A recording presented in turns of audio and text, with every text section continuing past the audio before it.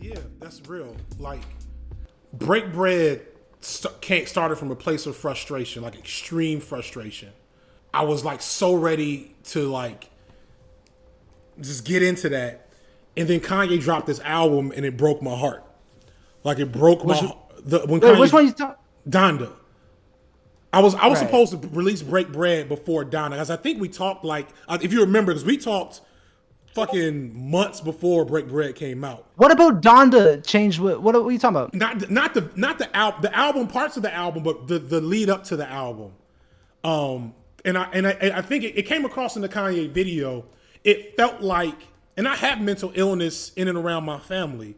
It felt like watching that familial loved one spiral in an episode, and you can't do anything about it.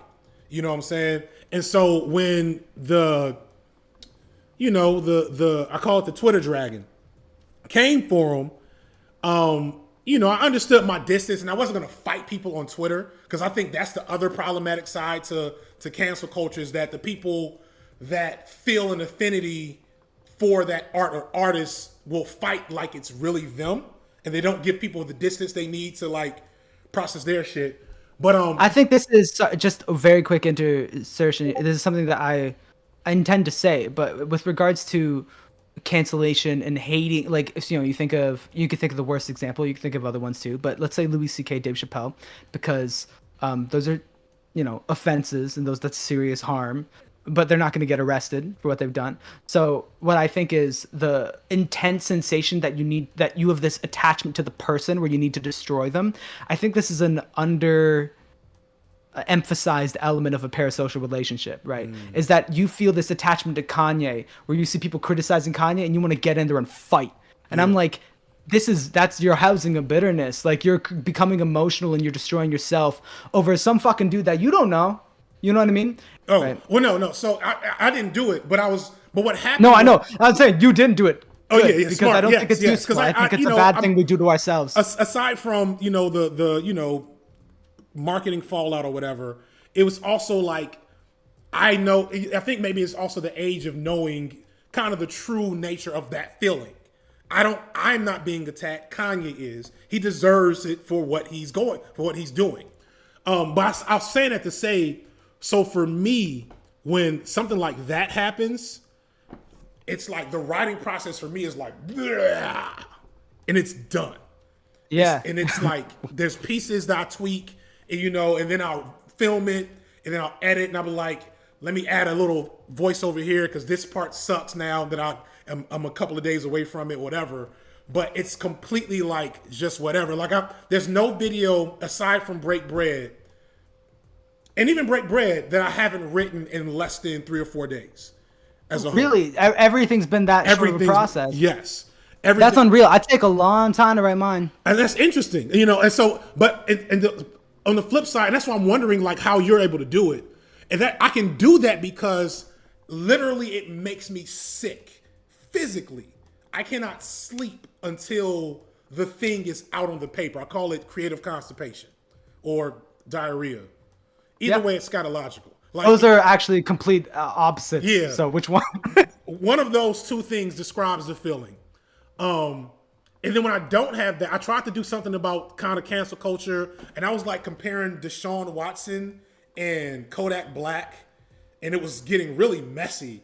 And I was like, totally.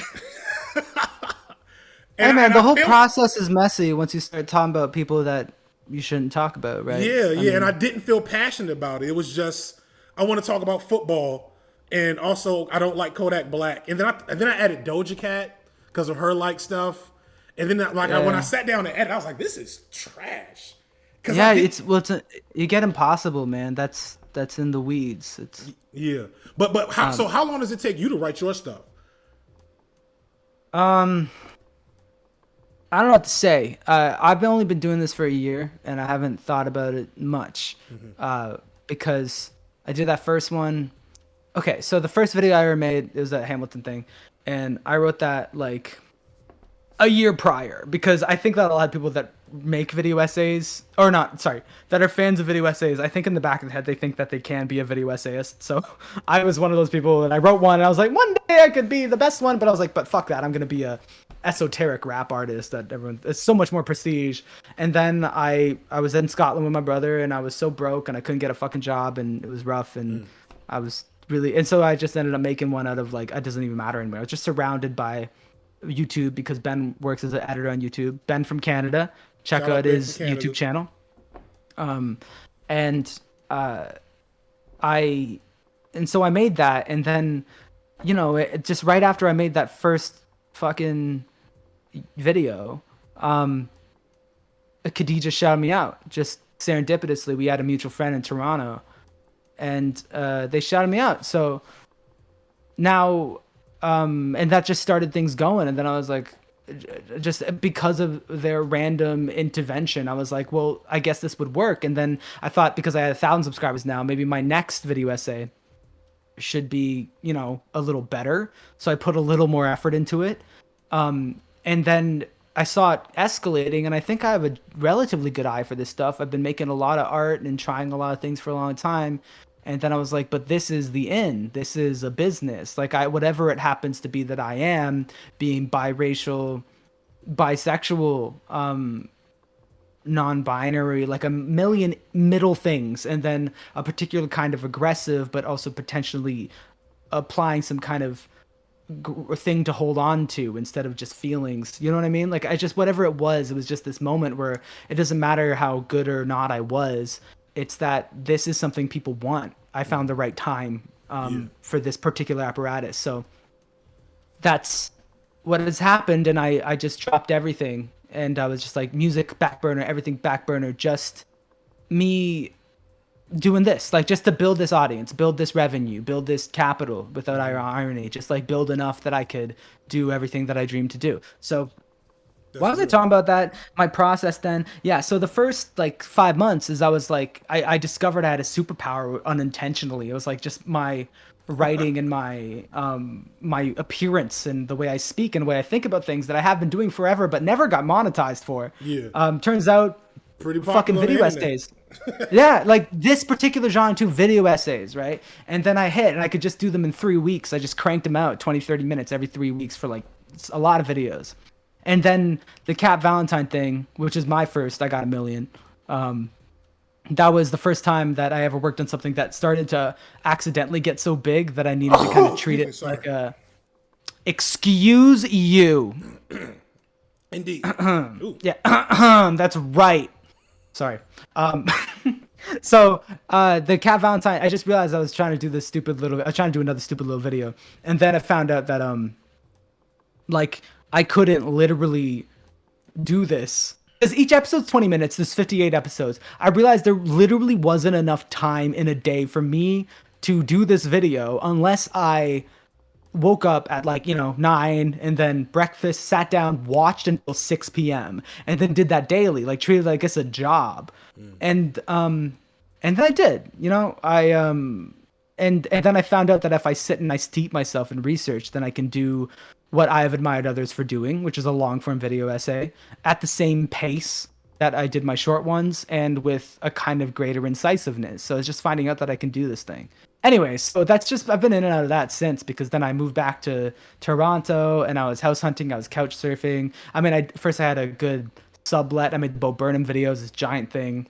That was the first thing I ever did that felt important. Then I did a critically memes bullshit thing that was just for fun because I was couch surfing. I couldn't do anything else. And then I did the Coraline video literally within a week. Like that was just, I did some Adderall and I wrote it. Do you edit your own shit?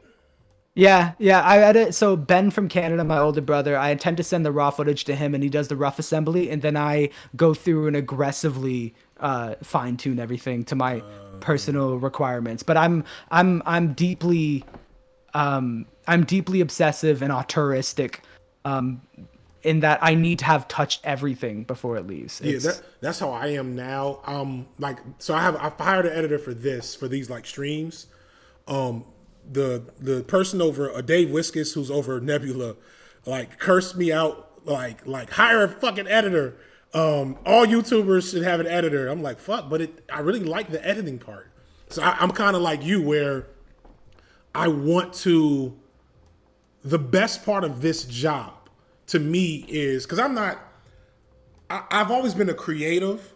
I hesitate to call myself an artist just because I feel stupid calling myself an artist at pushing 40. You know, like I wanted to be an artist at 20. That'd have been awesome. But at 20, I was just like another guy trying to get a job. But either way, I feel art being created in the editing process. I get the gold giggles and like those moments where I'm like, ooh, that's real solid. And let me find the right image to go with that. And now I'm talking to like an animator and like being able to map out a project is a dope experience. Even when it is like a week, you know what I'm saying? And like thinking about different things I'm gonna be doing. Like when I realized I could fucking put shit on this wall. Somebody said that in the green screen. Yes. They was like, oh, I was like, dope. It was like this dude. He's what he said. That's like this dude's so serious. He painted his wall green for green screen. And I had commitment. Never. And I was like, fuck, he's right. I can green screen this shit. And I had gotten all these copyright strikes because like I'm trying to maneuver. You fucking know YouTube systems. And like the last video about football and sports and shit, I have so much copyrighted material. And like literally, I don't know if you've seen it yet.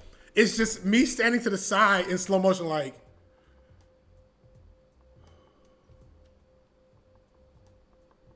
While like a whole fucking movie is playing.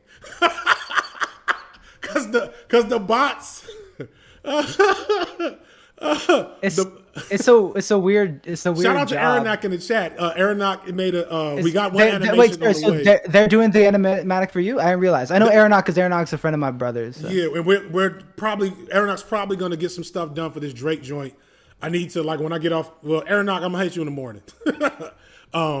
Cause yeah, I'm gonna ring you the fuck out. I'll make you stay up way more than you intend to, old man. I have to like already. I have the corporate sponsorship. So the next video is HelloFresh. HelloFresh is gonna sponsor my negative screed on Drake. Also, shout goes out to like any like these brand deals. Like you saw Khadijah's video about brand deals, like in support of them. I was on with Khadijah.